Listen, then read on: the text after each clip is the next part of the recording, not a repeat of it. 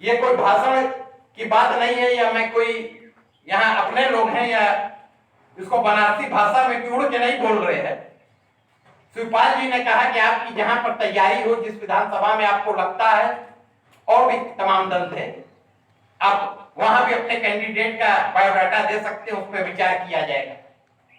किशोरी लाल जी ने भी कहा, मगर चूंकि 1 मई को ही हमने पार्टी की घोषणा की मजदूर दिवस के अवसर पर, और मेरी कोई तैयारी नहीं थी, तो मैंने चुनाव लड़ाने से तो अपने को बैक कर लिया, मगर यह विचार जरूर बनाया कि 2022 तक हम लोग पूर्वांचल के जिलों में ऐसी अपनी ताकत खड़ा करने का काम करेंगे कि हम लोग कम से कम पूर्वांचल के 10 सीटों पर अपना प्रत्याशी उतारने का काम करेंगे, और हम लोग मजबूत कर देंगे बड़े दलों को, जो राजनीति को अपनी बपौती समझते हैं कि वो जान जाएंगे अगर हम इनको साथ नहीं लेंगे तो ये अगर जीतेंगे नहीं तो ये जीतने भी नहीं देंगे, इतनी ताकत में ये है।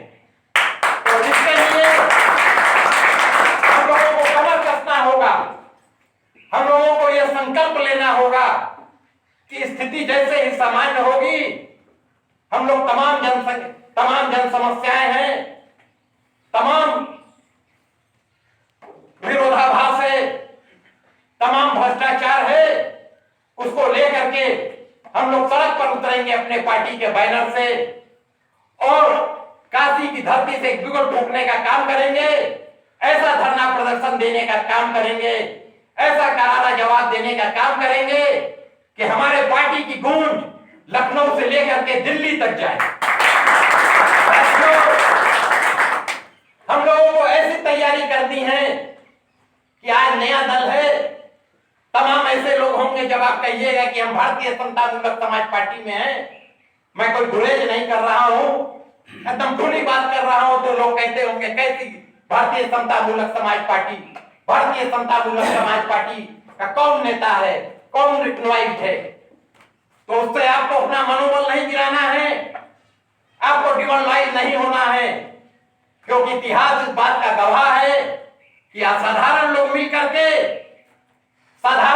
करके जब असाधारण कार्य करते हैं तो असाधारण व्यक्तित्व हो जाते हैं। हमको लगता है युग को देखना है। तमाम लोग आपसे कहेंगे कि अमर सिंह के पास तो इतना पैसा था, मुझसे भी लोगों ने कहा, मगर राजनीति में वो फेल हो गए। तो हमको उनको बताना है कि ओम प्रकाश राजभर के पास तो पैसा नहीं था, वो तो ऑटो चलाता था। सोनेलाल पटेल कन्नौज के रहने वाले थे, और राजनीति में आने से पहले वो चिट फंड कंपनी चलाते थे, फ्रॉड में वो जेल गए, और उनके साथ सारे कर्म हुए, गैंगस्टर से लेकर के तमाम मुकदमे हुए, और राजनीति की धरातल उन्होंने पूर्वांचल में चुनी। और पूर्वांचल की धरातल ऐसी है, ऐसी राजनीति उपजाऊ जमीन है कि जिसको उसके लोगों ने कन्नौज में और कानपुर में नहीं पूछा, आज उसकी लड़की दामाद मिर्जापुर से विधायक और सांसद एमएलसी। तो हमको उनको नहीं देखना है जो बहुत पैसे वाले होते हुए फेल हो गए, क्योंकि वो दलाल थे, उनके अंदर जनशक्ति नहीं थी। हमको उनको देखना है जिन्होंने भूखे पेट अभावों में भाव पैदा करने का काम किया और राजनीति में आज अपने को स्थापित किया। साथियों, हमको केवल 2-3 स्टेप है, और हम लोग की पार्टी कोई माई का लाल नहीं है कि आगे बढ़ने से रोक दे। हम लोग को ये संकल्प लेना होगा कि इस लॉकडाउन के बाद कोरोना का प्रकोप खत्म होता है, इस वैश्विक महामारी से हम लोगों को छुटकारा मिलता है, तो हम लोग काशी की सड़कों पर उतर करके एक बिगुल फेंकने का काम करेंगे, और ऐसी स्थिति पैदा कर देंगे कि उस धरने के बाद से अगर पार्टी का कोई अदना सा कार्यकर्ता भी एसपी और डीएम के लिए जिले के चला जाएगा, आईजी और एडीजी के लिए चला जाएगा, कमिश्नर से लेकर के कानूनगो लेखपाल के लिए चला जाएगा, और कहेगा मैं भारतीय समतामूलक समाज पार्टी का हूं, तो वो सोचने को मजबूर हो जाएगा कि अगर हमने इनका काम नहीं किया तो हमारे लिए दिक्कत हो जाएगा। साथियों, सत्ता में बैठे जो लोग हैं, कुछ हमारे नौजवान सोचते हैं कि अगर हम सत्ता के पीछे दौड़ेंगे, 10,000 की भीड़ में खड़ा होकर के हम सत्ता के बड़े नेताओं का जिंदाबाद जिंदाबाद करेंगे तो हमारी ताकत बनेगी। साथियों, मैं साफ कह देना चाहता हूं कि बहुत बड़ी भीड़ में पीछे रहने वाले की पहचान नहीं बनती है, कमजोर भीड़ में आगे आकर के नेतृत्व करने वाले की पहचान बनती है, लड़ाई लड़ने वाले की पहचान बनती है, करारा जवाब देने वाले की पहचान। साथियों, हमको यह नहीं भूलना चाहिए कि अगर हम लोगों ने एक अच्छा धरना दे दिया काशी की धरातल से, तो प्रदेश के जितने दल हैं वो सोचने को मजबूर हो जाएंगे कि बीएसएसपी तो उतर करके रोड पर अब लड़ाई लड़ने का काम कर रहा है। और मुझको इस बात की बहुत खुशी है कि अभी भले से हम लोग का प्रदर्शन नहीं हुआ है, मगर इस 1 वर्ष के अंदर हमारा संगठन जो है हजारों की संख्या में पहुंच चुका है। जिले में हमारे हजारों नौजवान साथी हो चुके हैं। हमें लगता है तमाम ऐसे क्षेत्र होंगे ग्रामीण जहां पे हमारे नौजवान साथी हैं, और निश्चित रूप से ये जो कैडर है, जिस दिन ये रोड पर उतर करके और पार्टी का डेमो करेगा, पार्टी का प्रदर्शन करेगा, उस दिन चाहे जिले का प्रशासन है, चाहे सत्ता में बैठे लोग हैं, वो सोचने को मजबूर हो जाए। साथियों, मैं बता देना चाहता हूं कि इस मुगलता में मत रहिएगा कि फलनवा भैया जिला अध्यक्ष होंगे तो फलनवा भैया महानगर अध्यक्ष होंगे।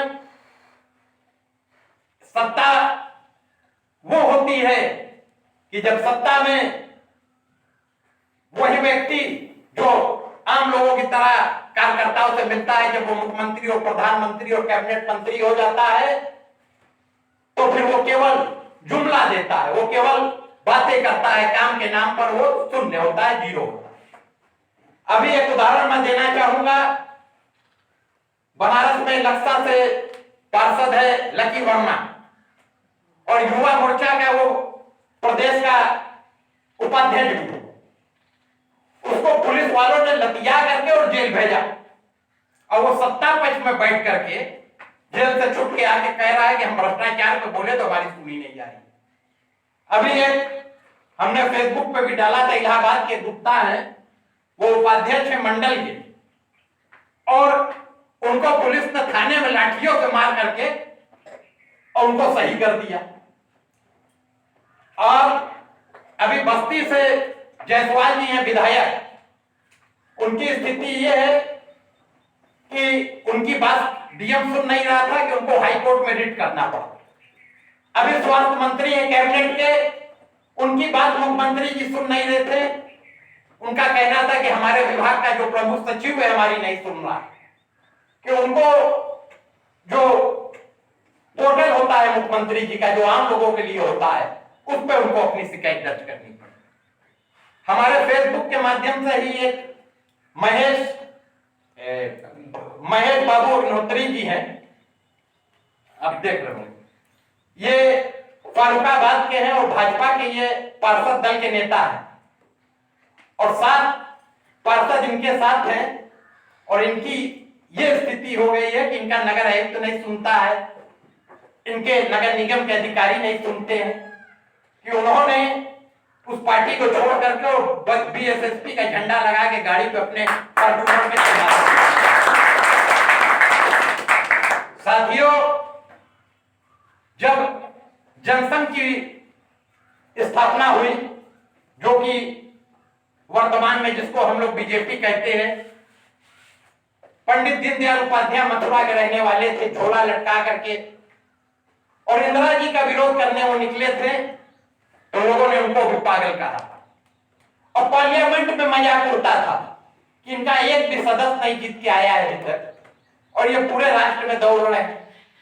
तो कभी ना कभी किसी ना किसी चीज की शुरुआत करनी पड़ती है, और जो व्यक्ति ये सोचता है कि अरे अभी तो कुछ नहीं है, क्या होगा, वो निश्चित रूप से कभी भी इतिहास रचने का काम नहीं करता। और हमारा तो एक एज हो चुका है, उम्र हो चुकी है, इसमें आप लोग सारे नौजवान हैं, आप लोगों के पास तो अभी बहुत समय है। और मैंने ये भी निर्णय लिया, कुछ लोगों ने मुझसे भी ये दो टूक कहा कि आप अच्छा काम कर रहे हैं, पार्टी का जनाधार बना दीजिएगा, पार्टी का जनबल दिखने लगेगा तो आपको कहीं ना कहीं से समझौते में टिकट मिल जाएगा या एमएलसी पर एमएलसी का जुगाड़ बन जाएगा।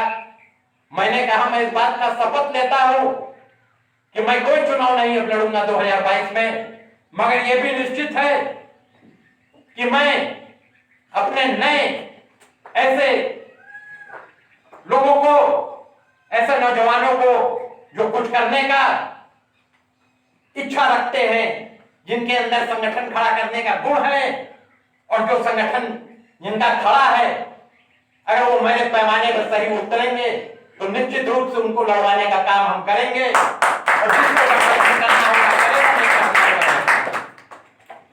साथियों,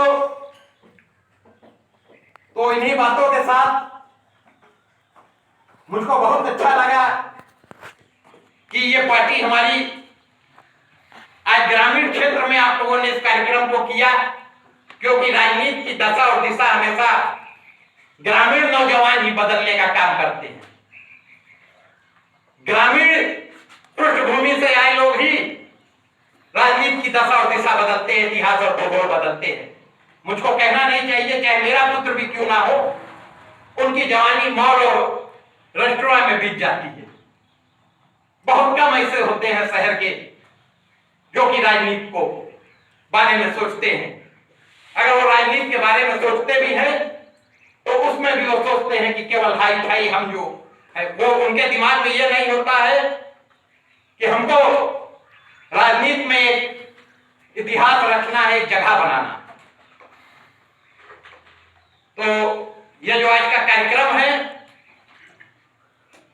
इसके लिए मैं पुनः आप लोगों को, सभी अपने नौजवान साथियों को मुबारकबाद देना चाहूंगा, क्रांतिकारी बधाई देना चाहूंगा। इससे मेरा भी बहुत मनोबल बढ़ा। मैं एक वृत्तांत और सुनाना चाहता हूं। आप लोग भी कह रहे होंगे कि खाली उदाहरण दे रहा है, मगर उदाहरण मैं इसलिए दे रहा हूं कि आप लोग इतिहास से सबक लिया जाता है, इतिहास जरूरी है।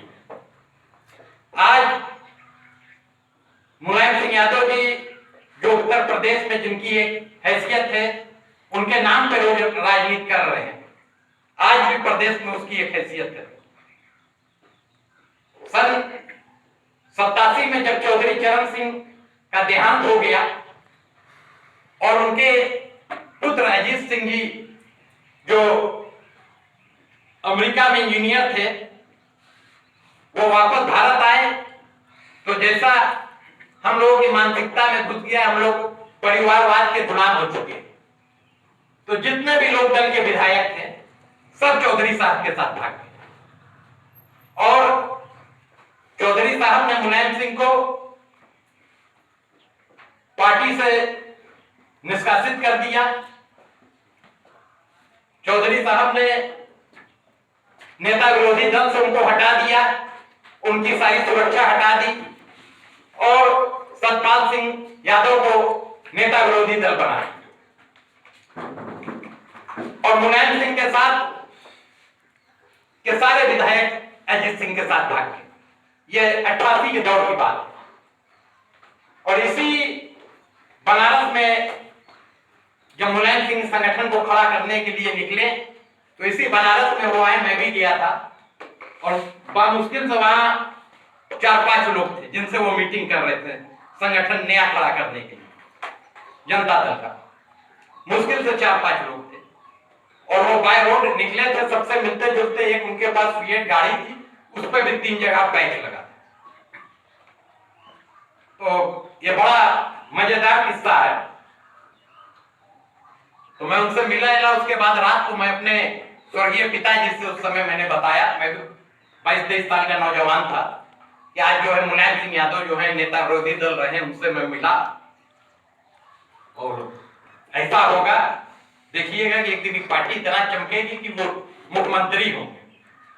तो उन्होंने बड़ा मतलब टिप्पणी किया उस पर कि रेशम और बाल मिला रहे हो, हाँ, वो मुख्यमंत्री बनेगा। हाँ, 10 आदमी उसके पास नहीं है, जी लोग सारे विधायक सारे लोग भाग गए हैं। मगर मुलायम सिंह का यह संघर्ष था, उन्होंने नारा दिया था संघर्ष विकल्प बनेगा, और विकल्प बना। वो इतने ताकत में आ गए कि 89 दिसंबर में वोटिंग करना पड़ा और अजीत सिंह एक वोट से हार गए और वो चीफ मिनिस्टर बने। योगी आदित्यनाथ जी की यह स्थिति हो गई थी कि एक पार्षद का टिकट, उनके बड़े करीबी थे अग्रवाल जी, उनको वो एक पार्षद का टिकट नहीं दिला पा रहे थे। और बाद में आप लोग को पता ही होगा कि एक उन्होंने अपना निजी संगठन युवा हिंदू वाहिनी बनाया और उस संगठन के बल पर वो बीजेपी में हावी हो गए, अधिक से अधिक लोगों को टिकट दिलाए, लोग जीत करके गए, और उसी की देन है कि आज वो मुख्यमंत्री। नहीं तो ऐसा भी समय योगी जी का रहा है कि एक टिकट सभासद का वो दिलाने की हैसियत में। तो जो व्यक्ति विपरीत परिस्थितियों में लड़ता है, जो संगठन विपरीत परिस्थितियों में लड़ता है, वही आगे बढ़ता है, वही सरवाइव करता है। तो मेरा मूल मकसद ये है कि तमाम तरीके के लोग आएंगे, तमाम तरीके की बातें करेंगे, कह रहे आप कहां आ गए हैं, आप सत्ता पक्ष में आइए, तो आप यहां आइए जहां भौकाल हो, तो आप बताइए कि सत्ता पक्ष के भी तो तमाम लोग जेल चले जा रहे हैं, पुलिस थनों में गिरा के मार रही है, कैबिनेट मंत्री का नहीं सुना जा रहा है। तो कम से कम हम जहां हैं स्वतंत्र है और एक हम संरचना कर रहे हैं, रचनात्मक, एक राजनीति में हम रचनात्मक कार्य कर रहे हैं। और मुझको लगता है कि जिंदा व्यक्ति भी 4 आदमी मरने के मुर्दा भी मरने के बाद 4 व्यक्ति खोज लेता, चाहे हिंदू और मुसलमान हो, सिख ईसाई, कोई भी 4 कंधा देने वाले मुर्दा खोज लेता। तो हम लोग तो जिंदा है, आप सब जिंदा हैं, तो हम लोग को कम से कम 5 आदमी तो खोज ही लेना चाहिए अपने साथ। तो कितनी संख्या हम लोग की है यहां पर होगी? 15-20 होगी। हाँ, अगर 20 आदमी 5-5 आदमी जोड़े तो कितना हो गया डिवाइड? 100 हो गया। अगर इसी तरीके से हम लोग डिवाइड करते जाए और हम लोग अगर ये मान ले, हर एक व्यक्ति मान ले कि हमको जिस दिन कार्यक्रम होगा 2 महीने बाद होगा, 1 महीने बाद होगा, 3 महीने बाद होगा, हमको कम से कम 5 आदमी अपने साथ लेके चलना। तो मैं आपको चैलेंज देता हूं कि उस दिन के बाद से आप काशी की धरती पे सीना तान करके और दल वालों के साथ चलने लगिएगा। जो भी राजनीतिक दलों की मीटिंग होगी प्रशासन में, आपको बुलाया जाएगा, आप प्रोटोकॉल पे आ जाएंगे। तो हमारी बातों से आप लोग सहमत हैं कि नहीं? जी सर। तो कार्यक्रम में कितने लोग आएंगे कि अभी किसी के मन में संशय है? नहीं सर, सभी लोग आएंगे।